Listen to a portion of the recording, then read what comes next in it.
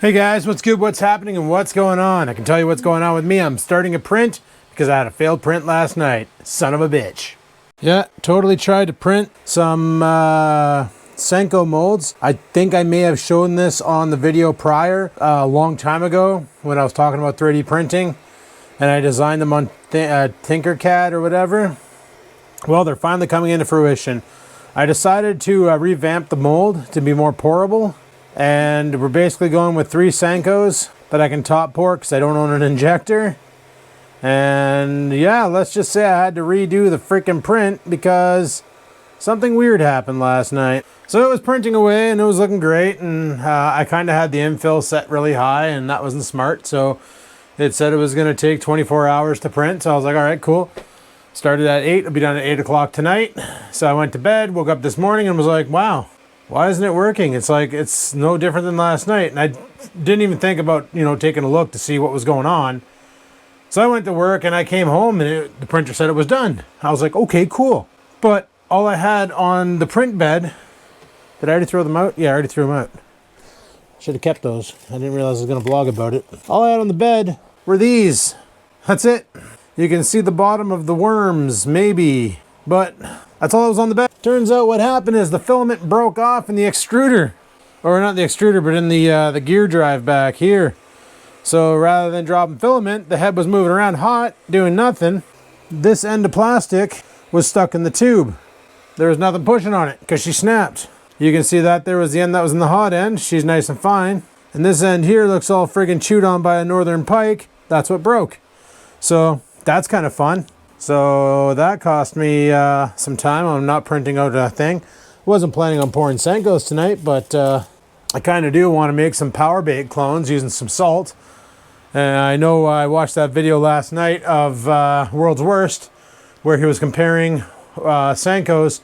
He was using Gary Yamamoto Senkos, and then he basically cloned the look of them, like with the color, the flakes and all that shit, and the salt content, and made his own.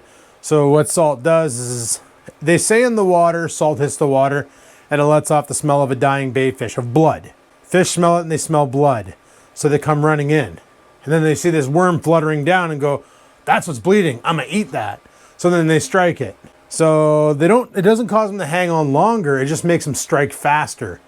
Hang on longer is when you add scent, because they get that scent when they bite it. And they go, wow, this is a real tasty treat. And then it gives you time to freaking set that hook. But yeah, totally broke off the freaking filament. So I'm going to have to keep an eye on this here. Make sure it doesn't do that again. But I changed the print profile, so it should only take 6 hours and 17 minutes to print this 3 Senko mold. And the way it works is you clamp it and you lay it upright. Then you pour your juice down the tube. Now I'm hoping I can show you the mold here. I got it up on the computer in the slicer right now. This is basically the mold here. So you get an idea as to how it works. Like, these two clip together, I put some circles in them, and then I half cut them out. And then to get that profile to work, is I laid a piece of like a square empty on it and blew out the corners. So the corners will lock together. There's nothing in the center, but I'm just going to clamp it to hold it. And then, yeah, you can just pour down the top, which funnels out. Here, I'll see if I can give you a little spinneroonie here. See if I can do this one-handed through the viewfinder of the GoPro. So you got these like funnels here that you get to pour down. And I'm hoping it fills it in. I really don't want to have to go out and buy an injector because I was pricing those things out. And the cheap ones on Amazon, don't get them. They're garbage. Chat with my buddy who makes soft plastics for his own fishing as well. And he made that mistake and he said it's a $45 mistake that you'll regret. He's like, just spend the extra $45 and get a good one. So I'm hoping my design will work and we can pour some freaking Senkos that actually look like Senkos, not like floppy little worms. So far this is printing. I'm seeing material getting laid down on the bed. That is good. So we'll let this thing do its thing. We're already up to 8 hours and 3 minutes of print time remaining.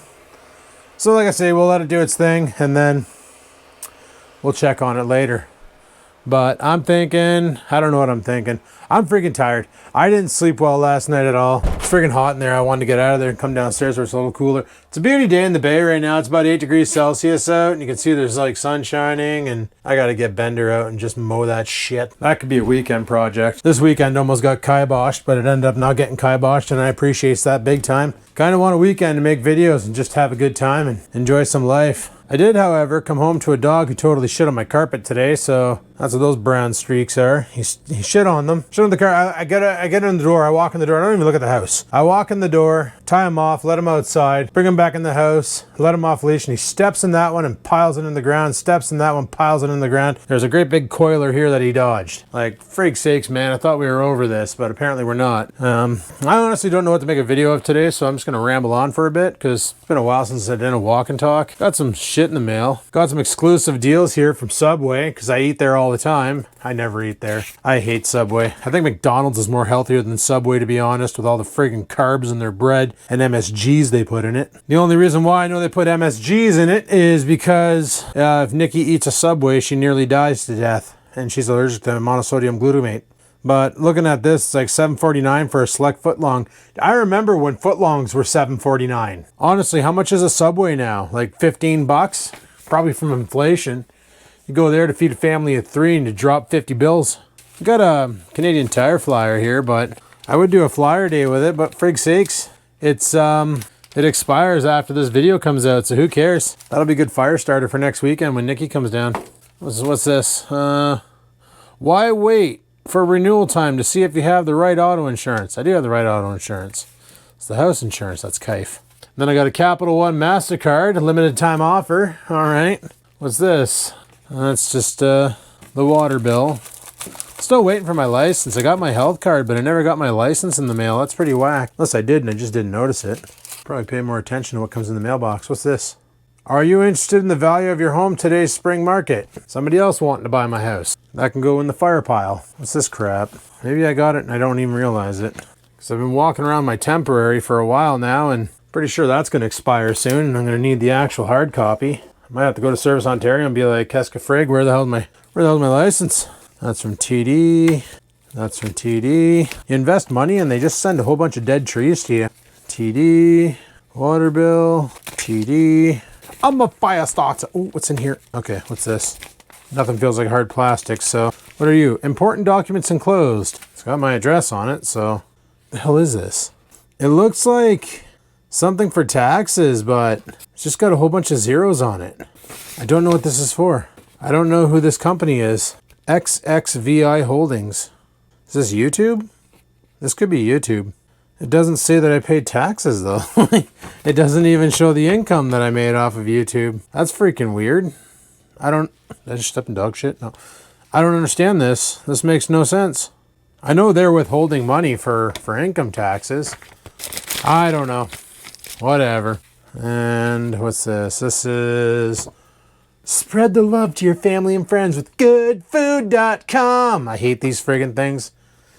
Holy crap, it's like Columbia House, but with snackos. What's this, the YMCA? What do they want?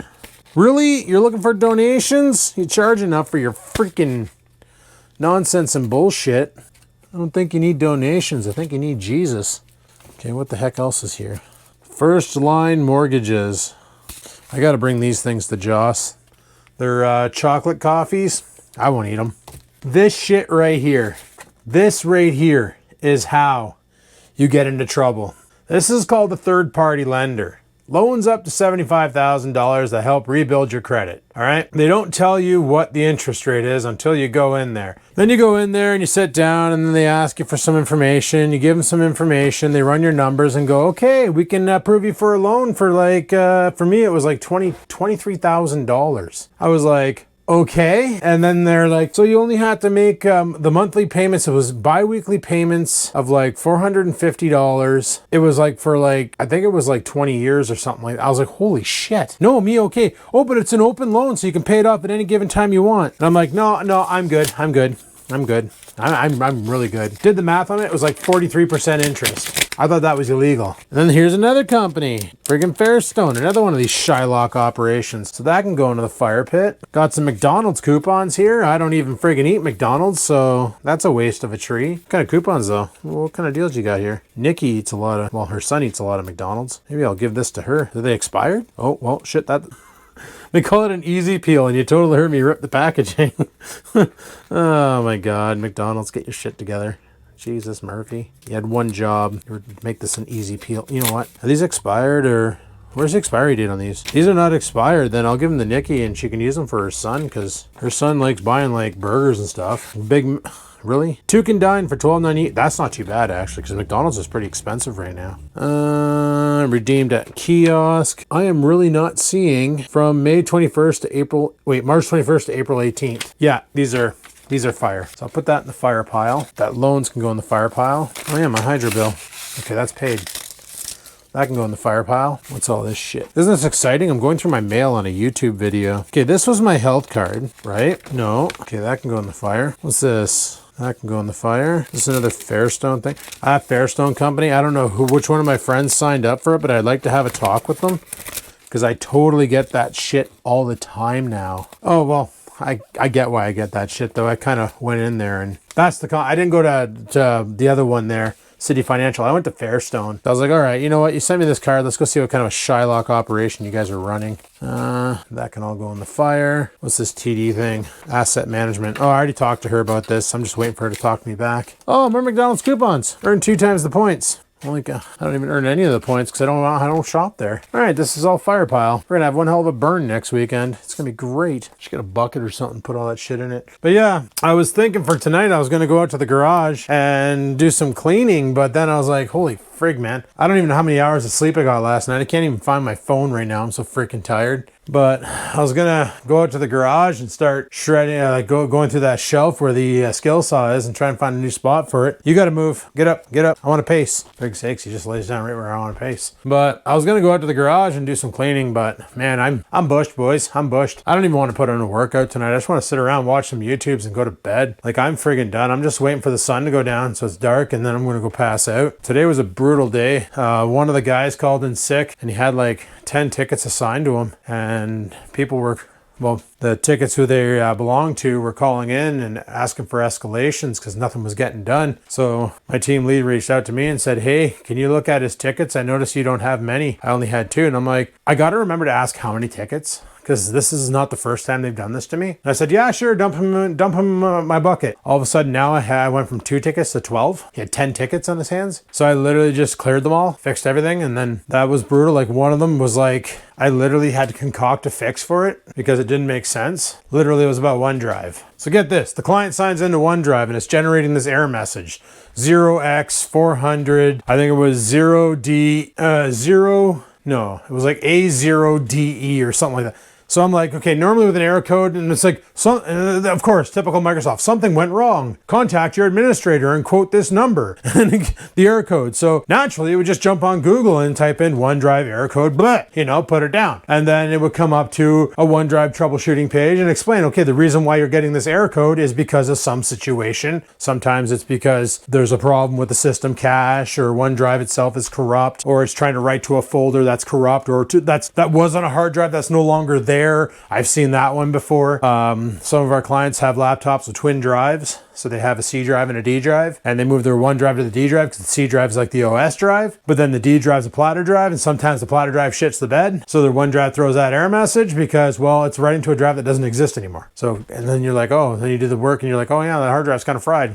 We better do an RMA on that and get that fixed. So then we go ahead and get that fixed. But this error message that we got today, there was nothing on Microsoft about it. Nothing. So then I had to do some sleuthing, and then I found out the account was pretty much brand spanking new. And then I realized that using the power. See, I can go admin and snoop, but I can't modify because I'm not an account creator. I'm just a diagnostic technician. So I had to call one of the guys who sets up the accounts and be like, hey man, can you confirm replication happened on this here through Azure and all that fun stuff? And they're like, oh, it looks like this happened and it looks like what was supposed to happen didn't happen and stuff. So like, we'll just go ahead and fix that for you. And so that was like a 45-minute call of me trying everything possible just to realize it was the damn account that was broken. This is the problem. Like, clients will only tell you information that you ask because they don't know what information you need to do your job. So it's like, now I have to ask, oh, are you a new employee? Because if you're a new employee, then that's a whole new ballgame. Chances are they muffed something. Because it was really cool because you go into OneDrive on the cloud. Because if you ever worked within an Office 365 environment, you can just go to portal.office.com, sign in with your office.com username and password, and then everything you can do with Microsoft Office, Word, Excel, PowerPoint, if you have Visio, if you have Project, if you have Publisher, all that bullshit, you can do it through the cloud, through a web browser. So it's pretty god awful. Don't use Chrome. And then, oh, and Outlook and all that shit. Everything's there.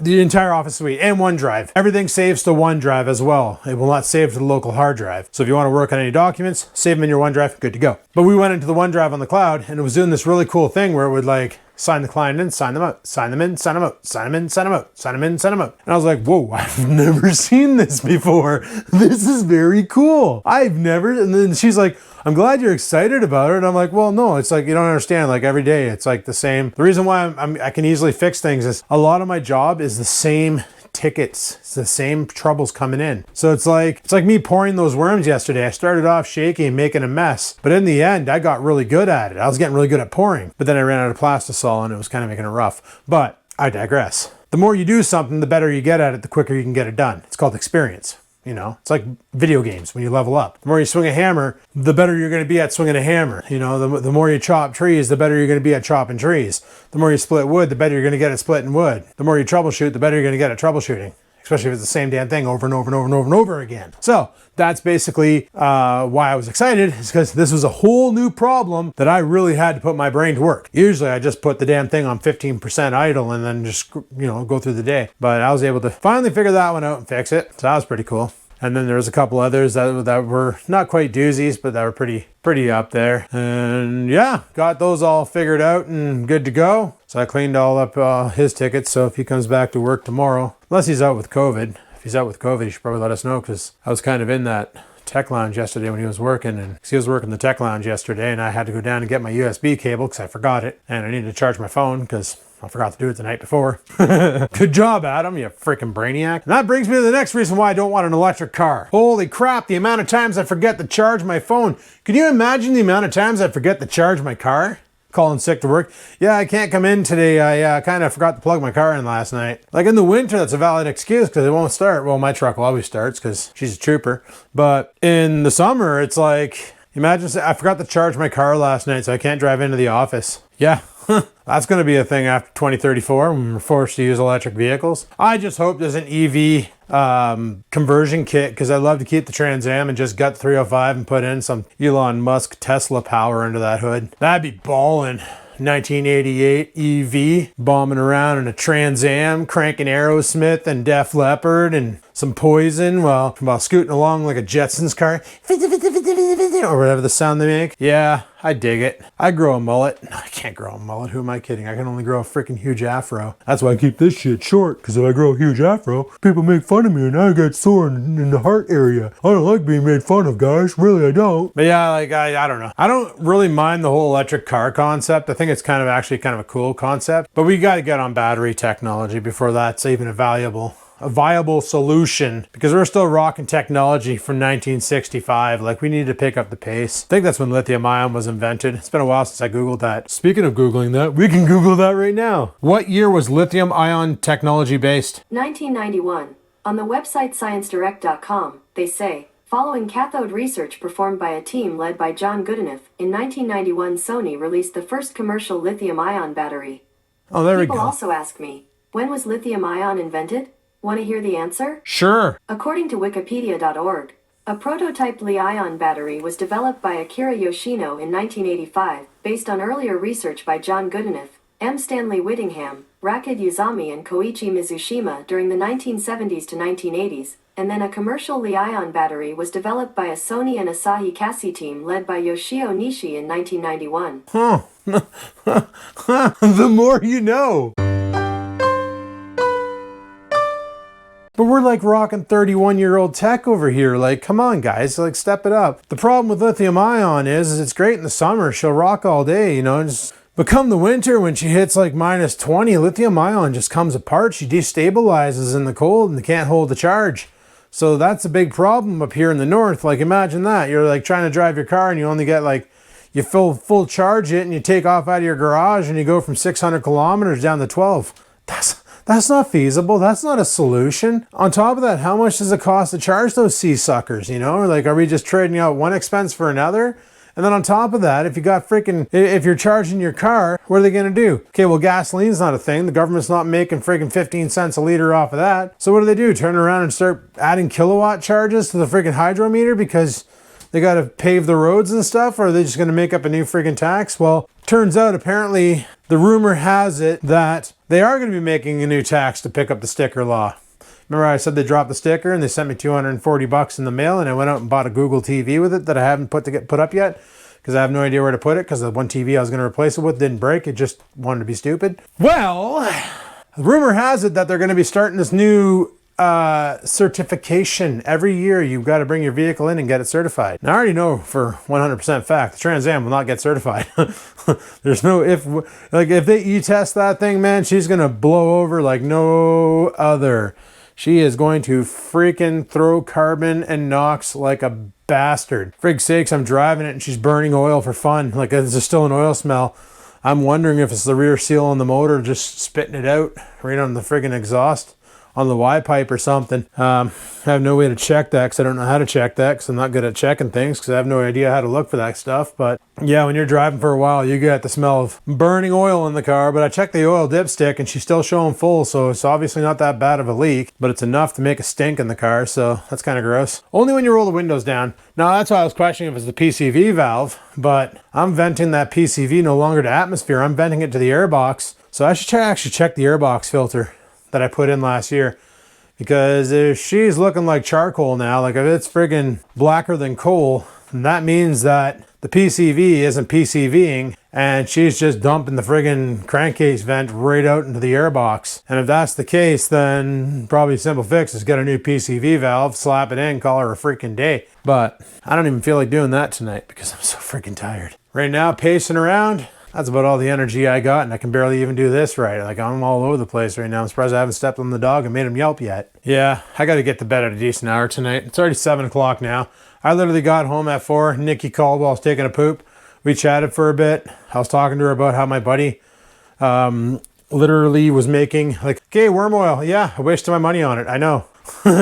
Turns out all it is olive oil and garlic. Literally. Pour a cup of olive oil into a pot, bring it to a simmer, throw a bunch of garlic into it, let it simmer for a bit, take it off the heat, and then strain it all out into a bottle, and congratulations, you just made worm oil. Thanks for coming out. If you want to make any other scents, you can do that with that. Just olive oil. You want to make a coffee scent? Go ahead and throw some coffee into a freaking into a guy and boil up some coffee on the freaking olive oil and then strain it and put it into a jar and douse your fishies in that, and you'll end up with freaking coffee flavored baits. You know, you can do whatever the hell you want. My buddy, what he does is he goes to a Chinese market, an Asian market. Shouldn't call it Chinese, it's an Asian market. And then he buys dried sardines. Sounds gross. And then he'll take the olive oil. He does it in the garage because the stank is unreal. He uses one of those hot plates. You can get them at Canadian Tire for like 20 bucks. And he'll simmer a pot of olive oil and then pour a bunch of the sardines in there. Take it off the heat once it's simmering, let it cool down, and then dump it out, and you end up with a fish sauce that is not for human consumption, but a stank bait for whatever. He basically puts it in his fluke bags because he pours his own baits. He bought a bunch of aluminum casts. He actually sent me a website with some pretty cheap costs for aluminum casts, and I was like, well, how's the quality? And he's like, just as good as the expensive stuff. Like Angling AI and Epic Bait Molds. Those guys got some pretty cool shit because it's unique. But if you're just looking for the same shit you can find on the shelf at Canadian Tire and you just want to print your own or or pour your own to save yourself a couple bucks. Do you save yourself a couple bucks? Well, at 13 bucks for a pack of 8, I used what, 4 ounces last night? How much is a cup? Is it 4 or 8 ounces? I don't know your American measurements. Oh my God, this friggin' measuring cup is so old, the ounce is rubbed right off. That's cute. All I know is 1 cup. I know 4 cups is a liter. It says it's a liter. Yeah, 4 cups is a liter. But I don't know how much one... I got a friggin' machine right here to tell me. Jesus, Murphy. How many ounces in 1 cup? 1 cup is 8 fluid ounces. There we go. So it's 8 ounces. So I used 8 ounces and 1 cup. Do they say the milliliters on here? 1 cup is 300 milliliters. So out of 4 liters, I still have 3.7 liters left. And I literally made 18 worms and 1 swim bait. I could have made 20 worms easily if I didn't make that swim bait. But whatever, we'll test the action on a little swim bait. Right now I'm printing, like I said, those Senko molds. We're going to try a different thing with them whenever they're done. And if that mold works, I might print up 2 of them, clamp them so I can bang out 6 Senkos at once. And then that would be pretty awesome, I think. Get a bunch of Senkos going in the garage. And because I do love Senko fishing. Last year, that was like my main bait to use. Was between them and those trick worms. They're pretty good, but yeah. And remember I was saying about going fishing? Well, here's the thing, guys.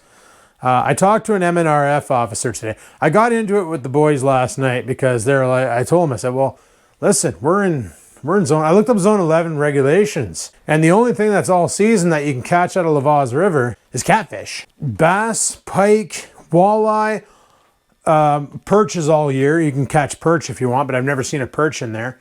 But bass, oh yeah, and like bluegill and that are fine. But all those other fish like bass, walleye, and pike all start the third Saturday in May. Right now they're off limits. So they're like, well, no, you can catch and release. So for shits and giggles today, I ended up talking to an MNRF officer because I wanted to call in and find out what the hell's going on. I was on my lunch, I had time, so I called the, I guess you can call them the game warden, but they're not. They're called MNRF enforcers. So I called them up and I said, listen, I got a question for you. I said, I understand that Lavaz from the boat launch back is not classified as Nipissing. He said, yes, that's correct. I said, so that's not sanctuary area. He goes, yes, that's correct. I said, so if I were to go fishing there right now and you were to pull up on me, what would you do? And he's like, well, first I would check to see if you had any fish in any buckets, if you had anything out of the water. I said, yeah. And he goes, and then I'd ask you what you're fishing for.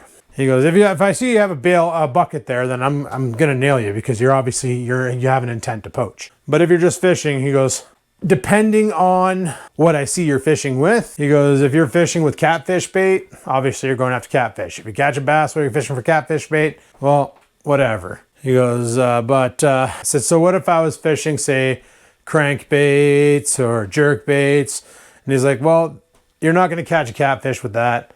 So in my mind, you're targeting a species that's not in season. He goes, depending on how you are with me, I could hit you with a fine for fishing out of season, even though fishing's fine there. And I was like, really? And he's like, yeah. I said, okay. So is it legal to go fish the Lavaz River? As far as the sanctuary law goes, yes. But the MNRF might have an issue with you being there because you are fishing for fish out of season. Like every single bait I have is out of season. And I just told him, I said, listen, I just wanted to go down there because I'm looking for open water. Got a 3D printer recently. I printed up a bunch of lures, painted them, and I want to put them on the water to see if they actually work. I don't even know if these things work right, if the action's okay, or if they're just going to lay sideways and look stupid. And he goes, yeah, if you did that, he goes, if I rolled up on you and you said you're just testing baits, he goes, just take the hooks off of them. I said, well, I kind of need the hooks on them because the hooks will literally change the action. And it's true. You take the hooks off of a bait, you throw it in the water, swims perfect. Then you add that extra little 1/4 ounce of weight with the hooks, and then all of a sudden everything friggin' shits the bed. And you're like, okay, well, piss. And I've seen it on videos where people will sit there and carve a bait, put lead in the belly and all that, and then they put it in the water, do a float test, and they're like, all right on, it floats. And then they paint the thing, they clear coat it, test it again, it floats. And they put the hooks on it, and all of a sudden now it's got a slow sink. And they're like, well, shit, I didn't account for that. And they're wrecking their paint and their clear coat and drilling out freaking lead to save up on some weight, and then they put everything back together and now it actually floats right. And they're like, okay, well, that's good, because they don't want a slow sink, they want it to float. So that when you rip it, it goes down, it dives.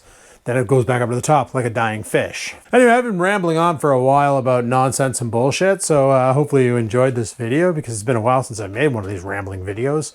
They used to do pretty good back in the day. Probably not so much now, but I guess we'll have to wait and see. Anyway, guys, thanks for watching. Hopefully you enjoyed today's video. If you did, click that like button. Any questions, comments, concerns, down below they go. Remember, don't fish out of season unless you want to get busted, unless you're testing out your baits. Apparently that's okay, but don't run hooks. Anyway, till next time, guys, peace, forget.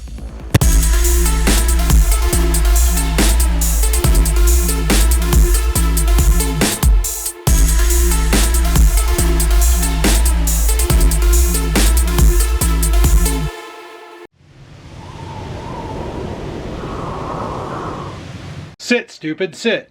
Good dog.